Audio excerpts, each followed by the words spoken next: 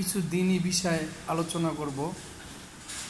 বিশেষ করে আমাদের মুরব্বী যারা আছেন তারা মসজিদে গিয়ে চেয়ারে বসে নামাজ পড়েন। আমার তরফ থেকে আপনাদের জন্য এই মেসেজটা, অনুরোধ রইল আপনারা চেয়ার ছাড়েন, আপনাদের মাজা ব্যথা থাকবে না। সঠিকভাবে রুকু সেজদা করেন, রুকুর ভিতরে আত্মায় প্রশান্তি এসে পড়ে, সেজদার ভিতরে আত্মায় প্রশান্তি এসে পড়ে। আমার মনে হয় আপনারা আপনাদের নামাজের ভিতরে যেই প্রশান্তিটা আছে সেইটা কখনো পান নেই।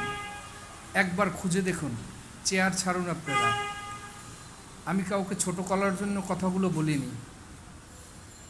বিস্তারিত যদি যারা বেশি সমস্যায় আছেন, মাজা ব্যথা, চাইলে আমার সাথে যোগাযোগ করতে পারেন। আমি এই বিষয়ে আপনাদেরকে কিছু টিপ দিতে পারি। ইনশাআল্লাহ অবশ্যই আপনাদের কাজে লাগবে।